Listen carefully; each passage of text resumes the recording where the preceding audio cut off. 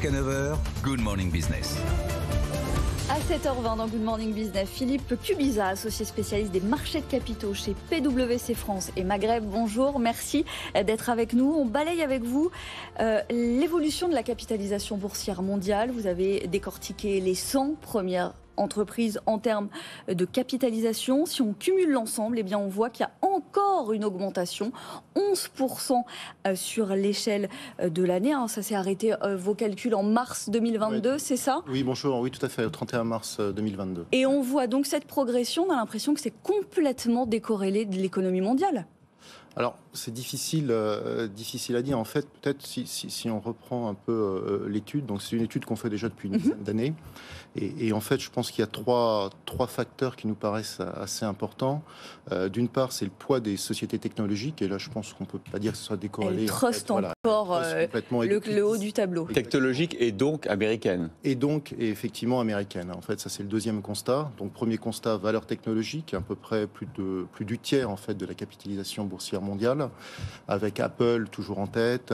Et on regarde, en fait, sur les 5 premières, on a 3 valeurs techno. Si on rajoute Amazon, où on peut, voilà, elle n'est pas classée techno, mais c'est quand même plus ou moins un petit peu quand même de la technologie, ça fait 4 sur 5.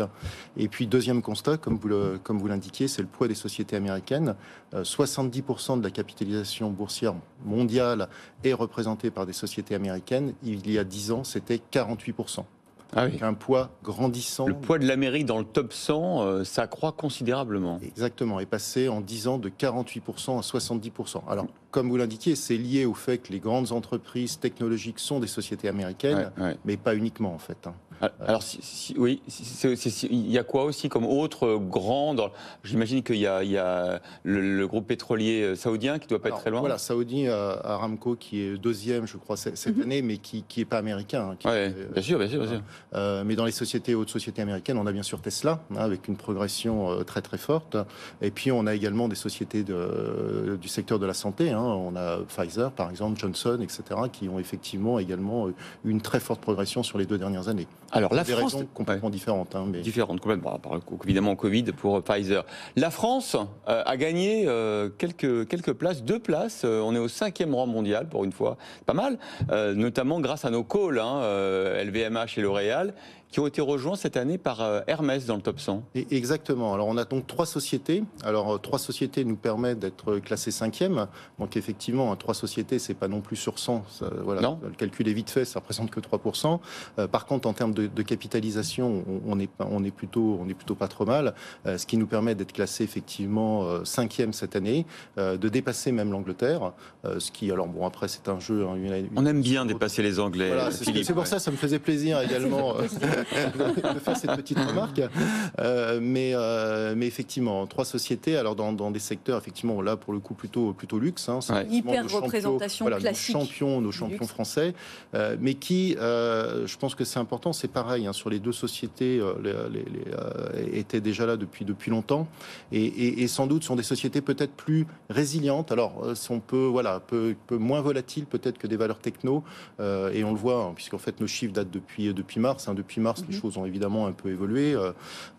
Mais bon, la tendance est quand même là. Et j'aime donner cet exemple qui est assez connu, où Apple, en 2018, en fait, atteignait ses 1000 milliards. Donc, en gros, 40 ans pour atteindre 1000 milliards de capitalisation. Et en janvier 2022, faisait plus de 3 milliards. Donc, en 4 ans, ils ont triplé leur valorisation. Donc, quelque chose qui paraît complètement... extrêmement important. Surreprésentation, poids surtout des États-Unis et recul cette fois de la Chine. Alors ça jouait à peu près au même niveau. Oui, exactement. En croissance, en croissance. Exactement. Historiquement, la croissance était à peu près similaire. Là, on a un retrait en fait des valeurs asiatiques de l'ordre de 23%. Alors bon, je pense qu'il y a clairement un facteur Covid, puisque l'Asie s'est fermée beaucoup plus que le reste du monde dû au Covid. Et puis, il y a peut-être également un deuxième facteur qui est un peu plus peut-être délicat à appréhender, qui est la maturité de ce marché. C'est-à-dire qu'on avait avant un marché qui était en très fort développement, très forte croissance, avec une appétence très forte, en fait, notamment des investisseurs individuels. Et puis là, du coup, peut-être effectivement une certaine voilà, quelque chose qui stagne un petit peu plus.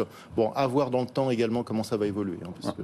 En revanche, on notera quand même la croissance spectaculaire d'autres régions, d'autres zones, d'autres pays comme l'Arabie Saoudite, l'Inde, la Corée du Sud, l'Australie, le Canada et le Japon qui ont devancé l'Europe et la Chine en 2022 en termes notamment de croissance. Voilà. Alors après, c'est plutôt des sociétés emblématiques. Oui. Voilà. Donc c'est vraiment une société, soit dans le secteur de la tech ou dans les composants, soit Saudi Aramco effectivement dans l'énergie, maintenant qui est classée dans le secteur de l'énergie. Donc ce sont des facteurs. Enfin. Voilà, je pense qu'il faut quand même regarder dans la globalité, en fait, sur les 100 premières, ça reste quand même un peu plus marginal, si j'ose dire. Voilà, la photographie du top 100 décapitalisation mondiale. Donc au total, ça fait quand même 35 000 en fait, 35 000 milliards de dollars en hausse de 11%. Merci beaucoup Philippe Cubiza, associé et spécialiste des marchés de capitaux chez PwC.